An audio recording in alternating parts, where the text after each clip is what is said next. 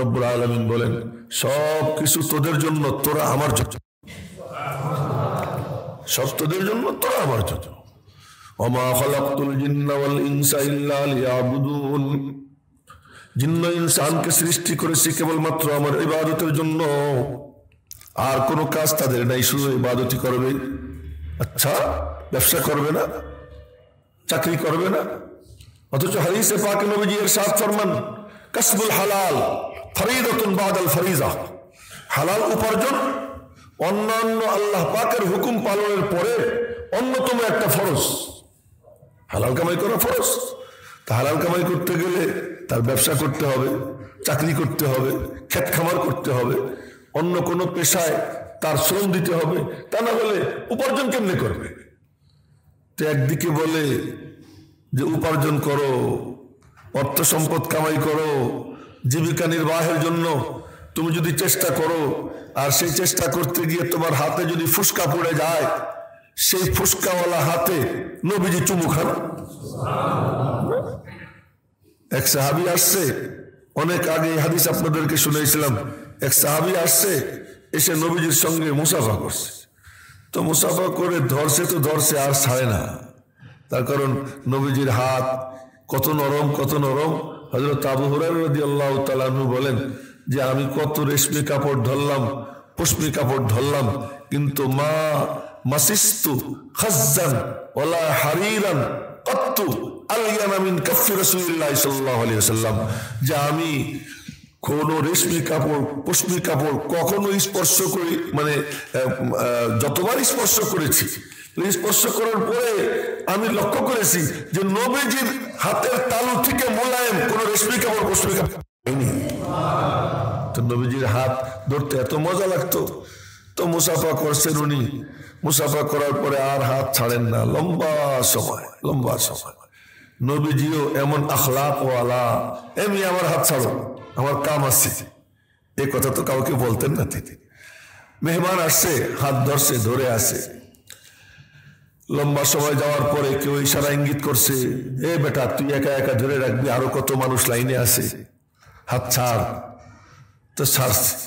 ছাড়ার পরে নবীজি বললেন, কিরে বাবা, তোমার হাতটা যে খুব শক্ত মনে হলো, তোমার হাতটা একটু শক্ত শক্ত লাগলো। জি ইয়া রাসূলুল্লাহ।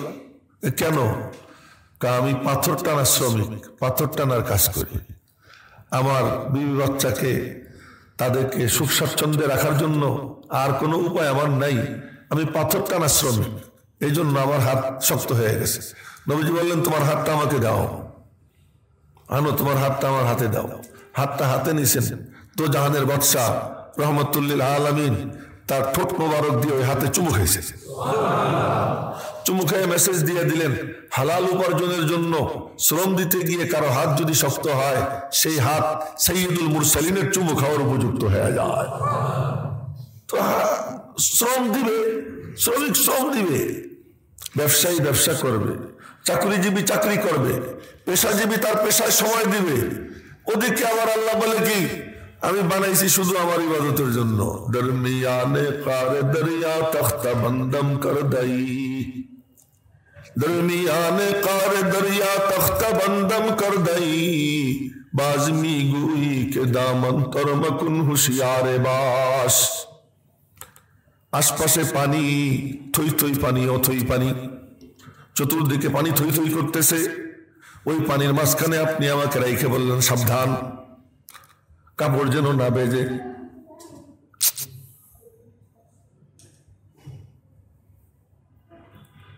সাবধান, কাপড় যেন না ভেজে।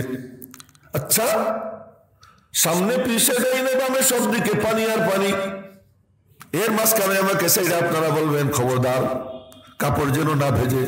এ কেমন করে সম্ভব? এ কেমন করে সম্ভব? রব্বুল আলামিন বলেন, চাকরি তুমি করো, আমার কোনো নিষেধ নাই। শুধু নিষেধ নাই তাই না, বরং নির্দেশ, রব্বুল আলামিনের পক্ষ থেকে নির্দেশ, হালাল উপার্জন তুমি করো, হালাল উপার্জন করো, ক্ষেত খামার করো। এবং ক্ষেত খামারের এত ফজিলত, এত ফজিলত, কেউ যদি একটা গাছ লাগায়, বৃক্ষরোপণ করে, নবীজি বলেন এইটা তার জন্য সদকা। কতদিন পর্যন্ত? যতদিন পর্যন্ত ওই গাছ থাকবে, ওই গাছের ছায়া মানুষ উপভোগ করবে, ওই গাছের ফল উপভোগ করবে, আল্লাহ পাক তার আমলনামায় সদকার সওয়াব দান করতে থাকবেন। তো কাজকর্ম করা এটা তো ফজিলত আসছে। আরে দেখে বলে খবরদার আমার ইবাদত থেকে যেন দূরে না সরো। আমার নবীজি নিজে ছাগল চড়াইতেন, ছাগল চড়াইছেন। কোন নবী এমন নাই যে নবী ছাগল চড়ান নাই, রাখালগিরি করেছেন। ছাগল কেন চড়াইতেন জানেন? সুবহানাল্লাহ। ছাগল চড়াইতে গেলে সবচেয়ে পাজি জন্তু হলো ছাগল।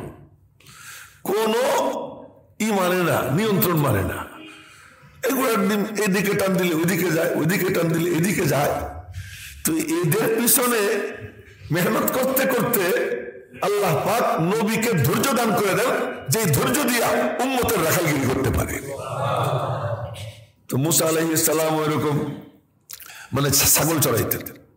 তো ছাগল চড়াইতেন। মুসা আলাইহিস সালাম যে কালিমুল্লাহ হয়ে গেলেন শুনেছিলাম, আবার আজকে মনে করাই দিই। কালিমুল্লাহ কেমনে হইলেন? তো একদিন তুর পাহাড়ে গিয়া রব্বুল আলামিনকে জিজ্ঞেস করতেছেন যে আল্লাহ তুমি আমারে কেন এই কামের জন্য বরাদ্দ করলা? সরাসরি কথাবার্তা বলার জন্য আমাকে কেন বরাদ্দ করলা? আমার মধ্যে এমন কি গুণ তুমি দেখেছো? রব্বুল আলামিনকে জিজ্ঞেস করছে। আল্লাহ বলছেন যে তুমি এইরকম তাহাজ্জুদ পড়ো, এরকম জিকির করো, এই সেই করো, লম্বা লম্বা সিজদা দাও। না না না, রব্বুল আলামিন বললেন মুসা তোমার কালিমুল্লাহ বানাইছি কেন জানো? কেন? একদিন তোমার একটা ছাগল হারাই গেছিল। তো ছাগলটা হারানোর পরে ওই ছাগলের অনুসন্ধানে তুমি ব্যস্ত ছিলা সকাল থেকে সন্ধ্যা পর্যন্ত। সন্ধ্যার সময় ছাগলটা পাওয়ার পরে যে জালালের জালাল মুসা আলাইহিস সালামের না, যে রাগের রাগ, তে রাগী এত ছাগলের গোড়ার ডিমে একটা আশার দিয়ে মেরে ফেলানোর কথা। সকাল থেকে সন্ধ্যা পর্যন্ত তোরে আমি খুঁজে পাই না। তুমি তখন ওই ছাগলটারে পাইয়া ওর ঠ্যাং টিপতেছিলা, বলতেছিলা এই কথা যে হারে সারাদিন তুই দৌড়াইতে দৌড়াইতে তুই আমারও ক্লান্ত করছিস, তুই নিজেও ক্লান্ত হয়ে পড়ছিস। এই কথা বলে তুমি ছাগলের পা টিপতেছিলাম। এই যে ছাগলের প্রতি তোমার সহমর্মিতা, তোমার যে মায়া, এই মায়ার কারণে আমি আল্লাহ তোমাকে কালিমুল্লাহ বানিয়ে ফেলেছি। সাহাবীরা জিজ্ঞেস করেন ইয়া রাসূলুল্লাহ এই মানে সামান্যতম একটা জন্তু, এর মধ্যেও কি আমার কোন বিনিময় আছে? নবীজি বললেন ফি কুল্লি জাতি কাবিদিন ফি কুল্লি জাতি কাবিদিন রতবিন আজরুন, প্রত্যেক তাজা এর খেদমতের মধ্যে আল্লাহ পাক তোমার জন্য বিনিময় রেখে দিয়েছেন। যাই হোক, তো বলতেছিলাম যে মানে নবীজি নিজে ছাগল চড়াইতেন। ছাগল চড়াইতেন, এটা তো একটা উপার্জনের রাস্তা। তাই এক কবি বলে, কি বলে? দরমিয়ানে কারে দরিয়া তখতা বন্দম কর দাই বাজমি গুই কে দামন তরমকুন হুশিয়ারে বাস। বিয়ে করতে বলে, আবার বলে সাবধান, বউরের দিলের মধ্যে জায়গা দিও না, দিলের মধ্যে আমি আল্লাহর জায়গা দাও। ছেলে সন্তান বলে ছেলে সন্তান তোমার খুব মহব্বতের, করো মহব্বত, কিন্তু সাবধান, দিলের মধ্যে আমার জায়গা দাও। ছেলের ভালোবাসায় যেন তোমাকে পাগল করে না ফেলে। বিবি বাচ্চা নিয়ে থাকো, কিন্তু আমারে বিবিরে তুমি খাওয়াও, তার মুখে লুকমা তুলে দাও, এর বিনিময়ে তোমার আমলনামায় আজর সওয়াব দান করা হবে। কিন্তু সাবধান, তথাকথিত প্রেম না, মনে মনে বলবা যে আমার বিবির মুখে আমি খাবার তুলে দেই, ওকে আমি মহব্বত করি, ওকে আমি ভালোবাসি। কেন? যেন আমার চোখটা অন্য কোন নারীর প্রতি না যায়। নবীজি তার বিবির মুখে লুকমা তুলে দিতেন, একসাথে বিবির সঙ্গে বসে খেতেন। এই কথা মনে করো, মনে করিয়া নবীজির সুন্নতের উপর আমল করতেছি, এই কথা মনে করো। তো বিবির মুখে হাদিসে পাকে নবীজি বলেন, তুমি তোমার বিবির মুখে যে একটা গ্রাস তুলে দিলা, এইটাও তোমার আমলনামায় আল্লাহ পাক সাদাকার সওয়াব দান করে দিবেন, ওখানেও তোমার সওয়াব। চাকরি করো, এটাও তোমার জন্য ইবাদত। এই কথাই গত শুক্রবারে বলতেছিলাম যে সূরা ফাতিহার মধ্যে, মনে আছে তো? সূরা ফাতিহার মধ্যে আল্লাহ পাক 7টা আয়াত 7 আয়াতের প্রথম 3 আয়াত এক বাক্য, শেষ 3 আয়াত এক বাক্য, আর মাঝখানের ছোট্ট আয়াত এটা হলো 2 বাক্য। তো মোট 4 বাক্যে সূরা ফাতিহা। আয়াত 7টা, বাক্য কয়টা? 4টা। প্রথম 3 আয়াত এক বাক্য, আলহামদুলিল্লাহি রাব্বিল আলামিন আর রহমানির রহিম মালিকি ইয়াউমিদ্দিন। সাদামাটা তরজমা গত শুক্রবারে করেছিলাম, আজকে আর করব না। এই 3টা মিলা আল্লাহ, যিনি এমন, যিনি এমন, যিনি এমন, মৌসুফ আর সিফাত। এই মৌসুফ সিফাতের ব্যাখ্যাও গত শুক্রবারে দিয়েছিলাম, আজকে আর রিপিট করলাম না। যার গুণ বর্ণনা করা হয় তাকে মৌসুফ বলে, আর গুণগুলোকে কি বলে? সিফাত বলে। তো আল্লাহ মৌসুফ, পরবর্তী সবগুলো গুণ, এই সব মিলে এক বাক্য। এরপরে ইহদিনাস সিরাতাল মুস্তাকিম, আল্লাহ সরল সঠিক পূর্ণ পন্থা মোদের দাও গো বলি। বলে কোন পথ?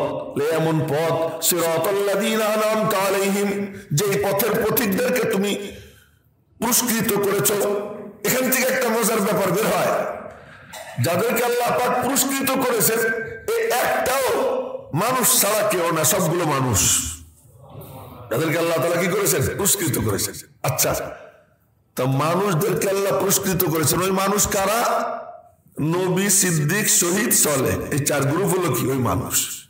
একজনও ফেরেশতা না, সব কি? মানুষ। এর থেকে বোঝা গেল আমাদের নবীজি মানুষ। আমাদের নবীজি কি? মানুষ। এখন যারা বলে যে নবীজি এই বাসার না, তা কেমন কথা হলো এটা? তা কেমন কথা? কোরআন শরীফের আয়াতকে অস্বীকার করা হয়, যেটা খাজা বাবারা করে। ওইদিকে যাবো না। সিরাতাল্লাযীনা আনআমতা আলাইহিম গায়রিল মাগদুবি আলাইহিম ওয়ালাদ-দাল্লিন। সূরা ফাতিহার থেকে বের হওয়া মুশকিল, একবার ঢুকলে এখান থেকে বের হওয়াটা মুশকিল হয়ে যায়। সিরাতাল্লাযীনা আনআমতা আলাইহিম, তাদের পথ যাদেরকে তুমি পুরস্কৃত করেছো, তাদের পথ নয় যারা অভিশপ্ত, যারা পথভ্রষ্ট। ওই 3 আয়াত মিলে এক বাক্য। প্রথম 3 আয়াত এক বাক্য, মাঝখানের ছোট্ট আয়াত ইয়াকা না'বুদু ওয়া ইয়াকা নাস্তাঈন, এটা হলো আসল আয়াত। এটা হলো আসল আয়াত। সূরা ফাতিহার মূল আয়াত এটা। যেমন সূরা ইয়াসিনের আয়াত অনেক, কিন্তু মূল আয়াত কি? ইয়াসিন ওয়াল কুরআনিল হাকিম ইন্নাকা লামিনাল মুরসালিন আলা সিরাতিম মুস্তাকিম। এই প্রথম 4 আয়াত, এটা হলো কি? আসল আয়াত। এরকম ভাবে বিভিন্ন সূরায় আসল আয়াত কিছু থাকে, আর এর সাথে লাগোয়া অন্যান্য আয়াত। সূরা ফাতিহার 7 আয়াতের মধ্যে মূল আয়াত হলো এটা, ইয়াকা না'বুদু ওয়া ইয়াকা নাস্তাঈন। এটা হলো কি? ইয়াকা না'বুদু। এর আগে বললাম আল্লাহ যিনি সারা জগতের রব, এর ব্যাখ্যা গত শুক্রবারে দিয়েছি, আজকে আর দেব না। যিনি সারা জগতের রব, প্রতিপালক। আর রহমানির রহিম, যিনি পরম করুণাময়, অসীম দয়ালু। মালিক ইয়াউমিদ্দিন, যিনি বিনিময় দিবসের মালিক। তাওহীদে উলুহিয়্যাত, তাওহীদে রুবুবিয়্যাত, ইলাহ তিনি, রব তিনি, স্রষ্টাও তিনি, পালনকর্তাও তিনি। তাও কত আদর করে পালন করে। আমি ইয়াহিয়া মাহমুদ যখন জন্ম নিলাম, জন্ম নেওয়ার পরে আমি কতটুক ছিলাম? আমার সামনে আপনারা যারা একজন কতটুক ছিলেন, কত নরম তুল তুলেছিলেন। কোন একটা অঙ্গ এরকম ঘুরেই ধরলেই মুচকে যায়, ভেঙে যায়। কত কায়দা কুজা করে নরম কাপড় দিয়ে ধরে, নরম তোয়ালে দিয়ে ধরে। মাথাটা যখন রাখতে যায় কিসের উপরে রাখে? কোন বালিশের উপর না, নরম কাপড় পেঁচাইয়া পুচাইয়া তার মধ্যে মাথাটা দিয়া দাদি নানি পাশে বসে থাকে, যেন এদিক সেদিক হয়ে না যায়। এত নরম, এত নরম। ওই নরম এত শক্ত হয় যে মাথা দিয়ে কত গুতে মারে না? মাথা দিয়ে কত গুতে মারে, সুবহানাল্লাহ সুবহানাল্লাহ। হাত দিয়ে ঘুষি মারে, যে হাত এমন করলে মস্কে যায়, ভেঙে যায়। ওই হাত দিয়ে তুমি ঘুষি মারো, ওই হাত দিয়ে তুমি কত কিছু ভেঙে ফেলাও। সুবহানাল্লাহ সুবহানাল্লাহ বলেন না সুবহানাল্লাহ। রব্বুল আলামিন, রব্বুল আলামিন তিনি রব। কেমন রবের রব? তুই টের পাইছিস নি রে? এই আব্দুল্লাহ, এই আব্দুল করিম, ও রেজাউল করিম, তুমি কি টের পাইছো নি কোনদিন? তোমার ছোট্ট বাচ্চাটা একটু একটু করে কেমন করে শক্তিশালী হইতেছে, কেমন করে তার মধ্যে এই সমস্ত মেটেরিয়ালস আমি আল্লাহ দান করতেছি, টের পাইছনি? আচ্ছা বলো তো, তোমরা কোনো বাপ এমন আসুনি যে বাপ বলতে পারবা আমার পোলাটা গতকাল এতটুকু ছিল আর আজকে এতখানি হয়েছে, পরশু এতখানি হয়েছে, 1 মাস আগে হাইট তার এতটুকু ছিল, 1 মাস পরে হাইট এতখানি হইল? কে বলতে পারবা? কেউ পারবা না, ফিতে দিয়ে মাপতে পারবা না। এমন কায়দায় আমি আল্লাহ। তুমি যদি 8-10 বছর পরে দেখো, তুমি তোমার পোলারে চিনতেই পারবা না, তুমি বুঝতেই পারবা না এইটা কি হয়ে গেল। আমি আল্লাহ রব, এমন রব্বের রব যে আমি আল্লাহ একটু একটু একটু একটু করে তোমাকে লালন পালন করতেছি। শুধু লালন পালন করি তাই না, তোমারে বড় বানাই তাই না। সুবহানাল্লাহ সুবহানাল্লাহ। তোমারে এমন ভাবে আমি অক্সিজেন সরবরাহ করি, তুমি টেরও পাও না, একটু টের পাও না। তোমার যখন নাকি নাক দিয়ে কোনো বাতাস টানতে হয়, দেখবা কত কষ্ট হয়, কিন্তু অনবরত বাতাস যাইতেছে আসতেছে, অনবরত যাইতেছে আসতেছে, তুমি টেরও পাও না। এত কিছু করি তো এলাহ তিনি, রব তিনি। যুগ্ম কার কাছে খাবো একজনের, গাবো আর একজনের, তা তো হয় না। খাই একজনের, গাই আর একজনের, এমন নেমো খারাম তো হওয়া যায় না। স্রষ্টা তুমি, পালন কর্তা তুমি, রিজিক দাতা তুমি। যুগ্ম কার কাছে? ইয়াকা নাবুদ, ইয়াকা নাবুদ। যুগ্ম তোমারই সামনে সমর্পণ করব, তোমারই সামনে নিজেকে। একটা বাক্য মনে রাখেন, যেখানে সমর্পণ ওখানেই নিবেদন। সমর্পণ যেখানে, নিবেদন সেখানে। নিবেদন অন্যখানে কেমনে করবো না? আহম্মকের দল সমর্পণ করে খাজার দরবারে, নিবেদনও করে তার কাছে। আর যারা এক আল্লাহকে বিশ্বাস, সে কি করে? কপাল ঝুঁকা আলামিনের কদমে হাত পাইতে বলে, সমর্পণ করছি তোমার কাছে নিজেকে। ইয়াকা নাবুদ, ইবাদত কেবল তোমারই করি। ইবাদত কেবল তোমারই করি, করতেই থাকবো, করতেই থাকবো। এই করতেই থাকবো মানেটা কি? এইটা হলো ইবাদত। গত শুক্রবারে বলছিলাম, ভুলে যাবেন না, বলছিলাম এই কথা যে এই নামাজ এটা হলো একটা ইবাদতের আনুষ্ঠানিক ইবাদত। ওরকম ভাবে রোজা আনুষ্ঠানিক ইবাদত, যাকাত একটা আনুষ্ঠানিক ইবাদত। কিন্তু আসল ইবাদত কি? মুসা আলাইহিস সালামকে আল্লাহ পাক বলতেছেন, ওয়া আকিমিস সালাতা লিযিকরি। তুমি নামাজ ঠিকঠাক করে আদায় করো আমার জিকিরের জন্য। এক আয়াত। আর এক আয়াত, উতলু মা উহিয়া ইলাইকা মিনাল কিতাবি ওয়া আকিমিস সালাহ ইন্নাস সালাতা তানহা আনিল ফাহশাই ওয়াল মুনকার ওয়া লাযিকরুল্লাহি আকবার। মনে রাখবা, আল্লাহর জিকির সবচেয়ে বড়, আল্লাহর জিকির সবচেয়ে বড়।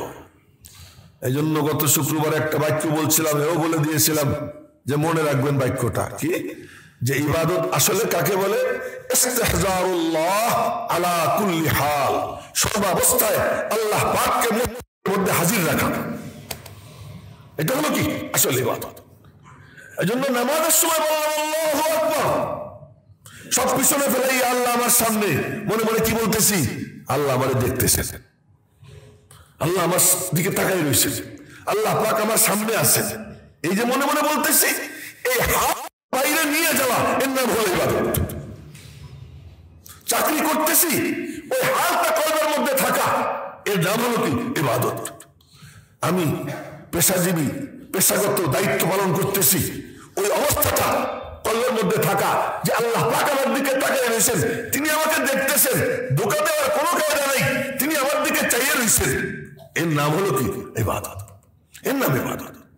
ওইটা যার হয়ে যায়, ওইটা যার হয়ে যায়, তার অবস্থা কি দাঁড়ায়?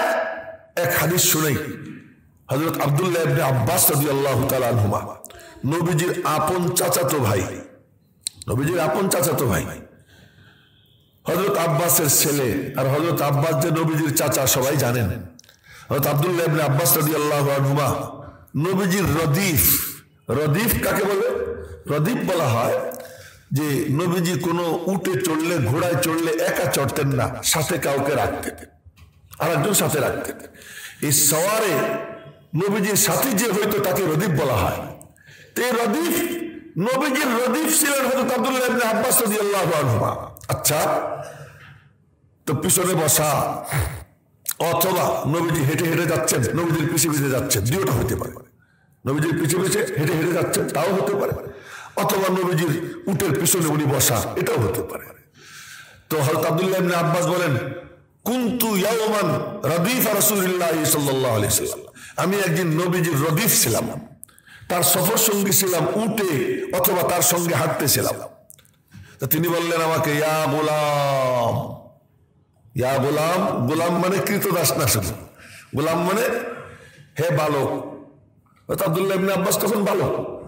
ইয়া গোলাম, হে বালক, ইহফাজিল্লাহ ইয়াহফাজকা, আল্লাহর হুকুমগুলো তুমি হেফাজত করো, আল্লাহর হুকুমগুলো সংরক্ষণ করো, এরপর তুই যত্নবান হও। ইয়াহফাজকা, আল্লাহ পাক রব্বুল আলামিন তোমাকে সমস্ত ঘাটিতে হেফাজত করবেন। ইহফাজিল্লাহ ইয়াহফাজকা। আবার বললেন ওয়াহফাজিল্লাহ, তুমি আল্লাহর হেফাজত করো। প্রথম ইহফাজিল্লাহর অর্থ কি, দ্বিতীয় ইহফাজিল্লাহর অর্থ কি, আমার মতো দেড় ব্যাটারি ছাত্র হইলে না বুঝাইতে হইতো, কিন্তু নবীজির শাগির্দ তো তারা ছিলেন, নবীজি বলার সাথে সাথে কথার মতলব বুঝে ফেলতেন। আব্দুল্লাহ ইবনে আব্বাসকে প্রথম বললেন ইহফাজিল্লাহ ইয়াহফাজকা, তুমি আল্লাহর হেফাজত করো, আল্লাহ তোমার হেফাজত করবেন। মানে কি, মানে হলো আল্লাহ পাকের হুকুমগুলোকে যত্নের সাথে পালন করো, তো আল্লাহ পাক তোমাকে সযত্নে হেফাজত করবেন, তোমার উপরে যত্নবান হবে।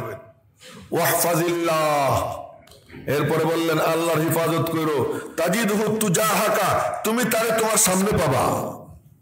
তার মানে ওয়াহফাজিল্লাহ, আল্লাহকে ইস্তেহজার করো, তোমার দিমাগের মধ্যে, তোমার মস্তিষ্কের মধ্যে, তোমার চিন্তা ভাবনার মধ্যে, তোমার গবেষণার মধ্যে রব্বুল আলামিনকে তুমি হাজির রেখো। তাজিদহু তুজাহাকা, তুমি যেখানে দেখবা আল্লাহ পাক তোমার সামনে উপস্থিত আছেন, তুমি পাওয়া। ওয়াহফাজিল্লাহ তাজিদহু তুজাহাকা। এরপরে বললেন ওয়াইযা সাআলতা ফাসআলিল্লাহ, খুব ভালো করে লক্ষ্য করব। আব্দুল্লাহ ইবনে আব্বাসকে নবীজি একান্তে ওসিয়ত করতেছেন, ওয়াইযা সাআলতা ফাসআলিল্লাহ, যখন তুমি চাও, ভিক্ষার হাত পাতো, একমাত্র আল্লাহ ছাড়া আর কারো কাছে চাই। আমি দি আমার নবীজি ঋণ নিছেন ইহুদির কাছ থেকে, আল্লাহ এদিকে বলতেছেন যখন চাবা আল্লাহর কাছেই চাইও, এদিকে আবার নবীজি ঋণ নিছেন, তো ঋণ এমনি সাহাবীদের থেকে নিতেন, এমনকি ইহুদির থেকেও ঋণ নিছেন, সহিহ হাদিসের মধ্যে আছে। তো নবীজি ইহুদির থেকে ঋণ নেন, আবার বলেন চাইলে আল্লাহর কাছে চাও। দেখো দৈনন্দিন জীবনের যে বৈষয়িক বিষয়াবলী, তুমি কারো কাছে একটা জিনিস ধার চাইলা, কিছু পয়সা ধার চাইলা, আবার তাহলে তুমি দিয়ে দিবা, এই লেনদেন, এই সওয়ালের মধ্যে ওই সওয়াল না। এটা কোন সওয়াল, যেটা তিনি ছাড়া কেউ করতে পারেন না, এমন কোন জিনিস তিনি ছাড়া কারো কাছে চাইও না। তুমি সন্তান চাবা, বাবার কাছে সন্তান চাও। তুমি মামলায় জিততে চাও, বাবার কাছে যাও, মামলা যেন জিতে যায়, বাবা তো ই করে মামলাটা যেন জিতে যায়। তো এই যে বাবার কাছে যাও, খবরদার গেলে তুমি মুশরিক হয়ে যাবা। ওয়াইযা সাআলতা ফাসআলিল্লাহ, যখন তুমি চাবে কেবলমাত্র কার কাছে চাবে, আল্লাহর কাছে চাবে। ওয়াইযা ইসতাআনতা ফাস্তাইন বিল্লাহ, এই যে সূরা ফাতিহার আয়াত, ইয়াকা না'বুদু ওয়া ইয়াকা নাস্তাঈন,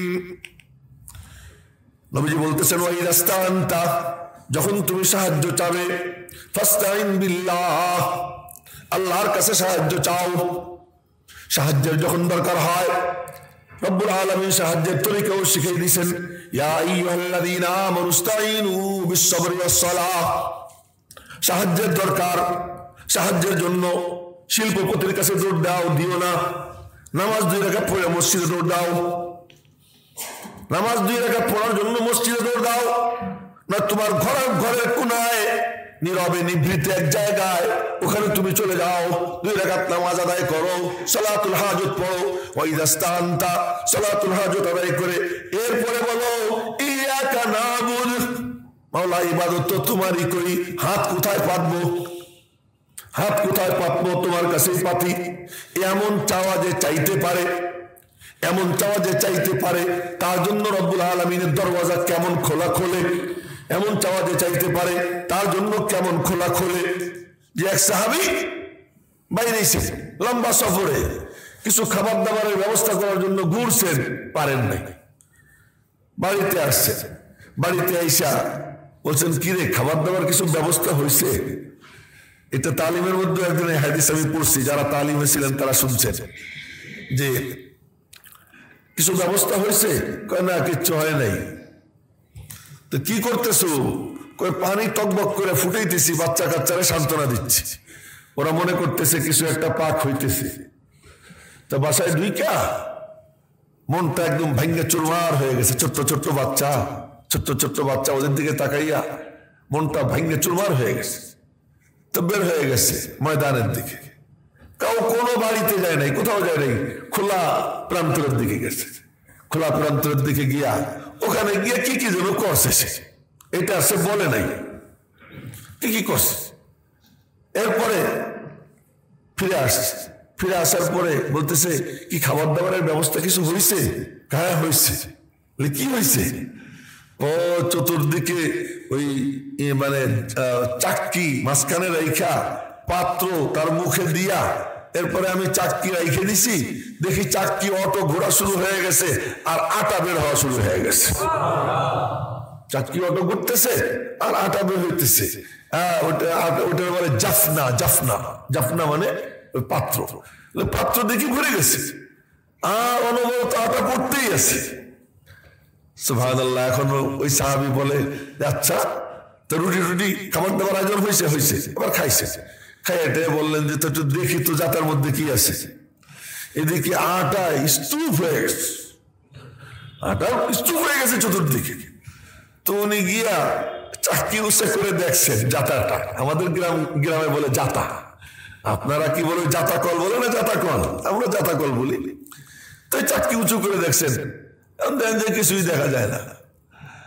এরপরে গেছেন নবীজির কাছে, ইয়া রাসূলুল্লাহ এই ঘটনা তো পরে আমি এরকম উঁচা করে দেখছি। কার তুই করলি দেখি, তুই যদি উঁচু না করতি কিয়ামত পর্যন্ত ঘুরতেই থাকতো। উঁচু করে না দেখতে কিয়ামত পর্যন্ত ঘুরতেই থাকতো।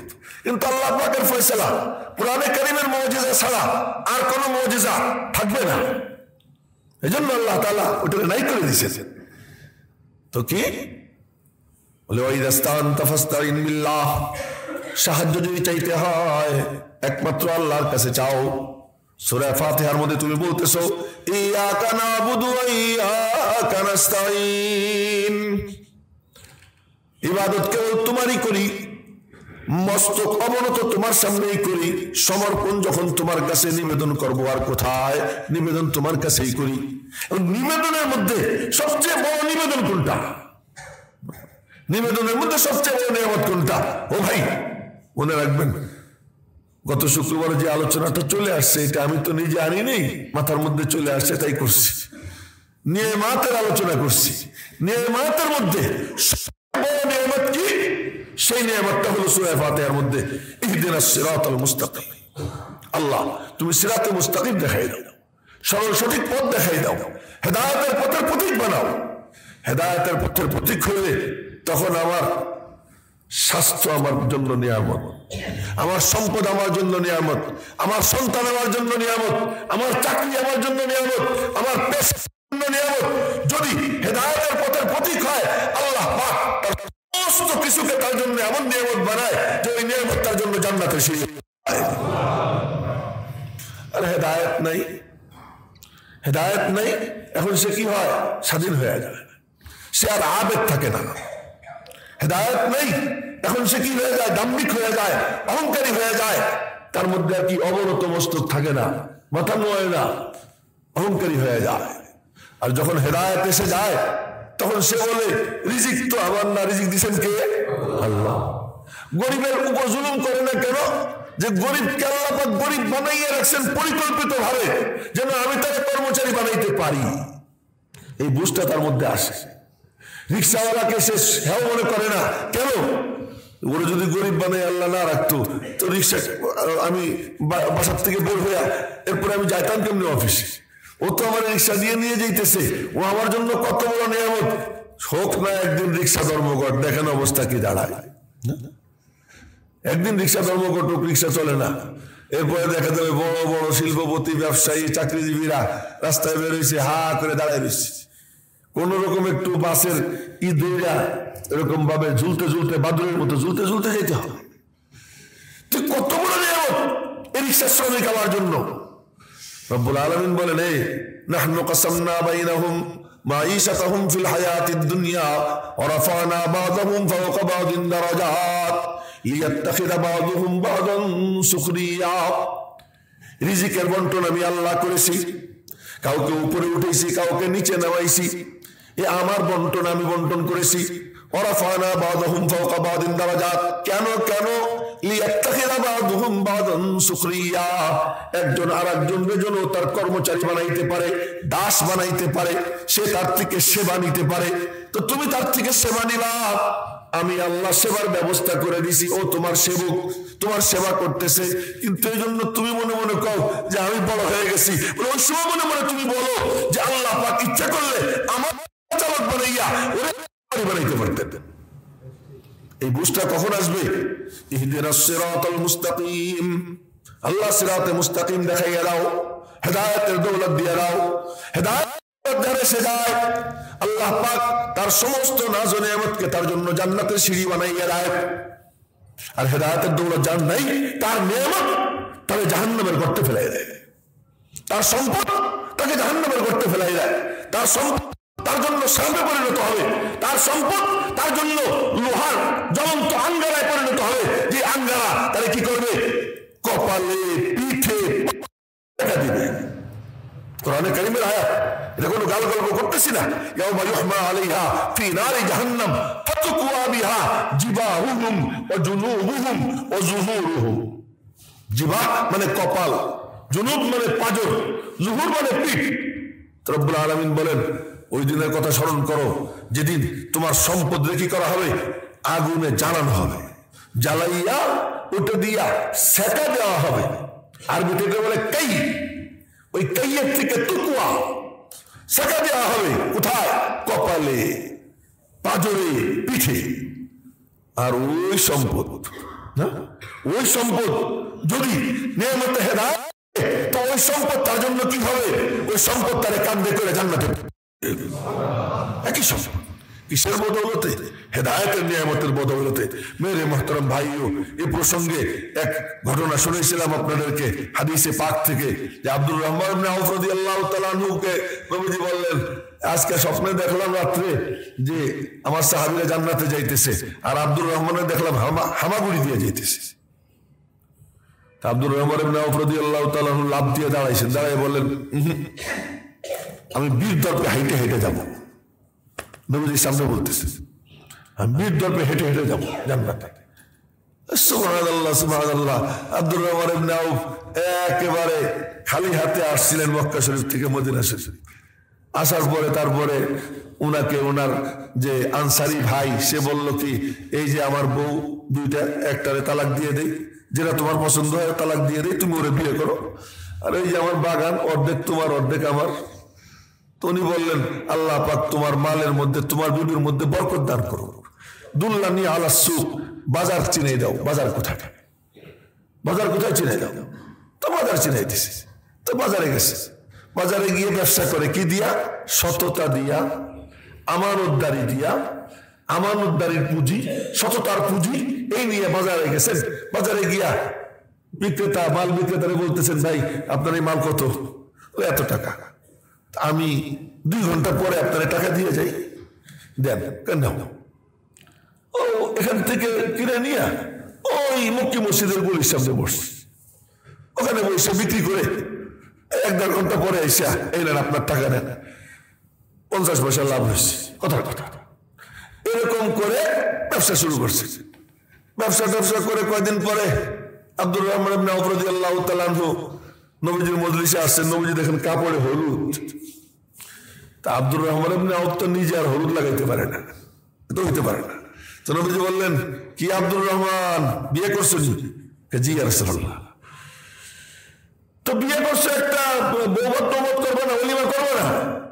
আর আমি একটা বকরি টুকরি জবাই করে একটা অলিমা করো না? ঠিক আছে ইয়া রাসূলুল্লাহ। এই আব্দুর রহমান ইবনে আউফ এখন শিল্পপতি, টাকা পয়সার এত টাকা পয়সার মালিক হয়েছে যে নবীজি বললেন স্বপ্নে দেখতেছি যে আব্দুর রহমান ইবনে আউফ হামাগুড়ি দিয়ে জান্নাতে যাইতেছে, মানে মালের বোঝা তার পিঠে। এই দৃশ্য নবীজি দেখছে।